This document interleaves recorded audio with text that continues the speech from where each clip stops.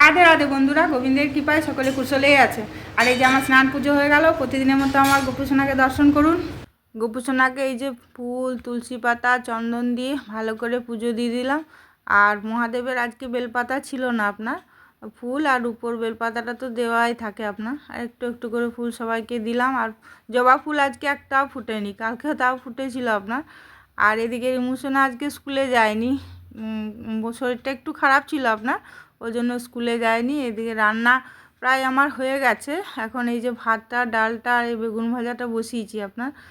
ভাতটা আমি লাস্টেই করি আর কি, গরম গরম ভাত আমরা খাই আর কি, সেজন্য সবজিগুলো আগে বানিয়ে নিই, লাস্টে ভাতটা করি। আর আজকে আপনার মাছ করব, সব মাছগুলোই করে দিলাম, কারণ কালকে তো আবার নিরামিষ আছে, তার জন্য সবগুলোই করে দিলাম আর কি।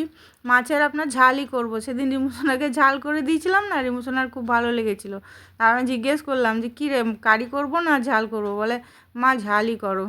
আর এদিকে টিফিন আজকে করতে হয় না, ফল ছিল অনেকগুলি, তা আমি বললাম যে তাহলে ফলগুলোই খেয়ে নে। তো ও বললো যে তাহলে আমি ফল খেয়ে নিচ্ছি মা, আর টিফিন করতে হয় না। আর আমি আর মা তো মুড়ি খাই জানেন সব দিন, আমাদের জন্য তো আলাদা করে আর টিফিন বানাই না, আমরা রিমুসোনার জন্য বানাই আর কি। আর যদি বেশি হয় তাহলে তখন আমরা নিই একটু করে আর কি।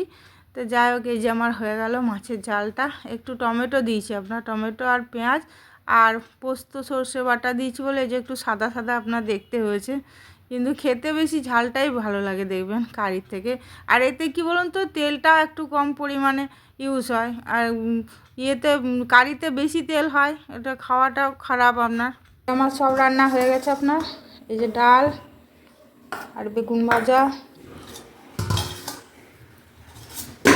মূলো শাক ভাজা আর এই বাঁধাকপির তরকারি। আজকে বেশি কিছু করিনি আপনার, আর মাছের ওই যে ঝাল করলাম। ঠিক আছে, তাহলে খাওয়া দাওয়া করুন, আমরা খাওয়া দাওয়া করি। এই যে রিমুসোনার খাওয়ার থালাটা গুছিয়ে দিলাম। এই যে একটু বেগুন ভাজা দিয়েছি, শাক ভাজা দিয়েছি, আর এই যে পেঁপে দিয়ে ডাল, বাঁধাকপি, মাছ। আর এখন সব কিছুই আপনার একটু একটু করে খেতে শিখে গেছে। শাকটা এখন আমাদের বাড়িতে রোজই হয়, আপনারা দেখছেন। তো ঠিক আছে, তাহলে ব্লগটা এখানেই শেষ করছি। ভালো থাকবেন, সুস্থ থাকবেন, আর সাবধানে তো অবশ্যই থাকবেন। যদি ভালো লাগে তাহলে একটা লাইক, কমেন্ট আর শেয়ার করে দেবেন, কেমন? হরে কৃষ্ণ।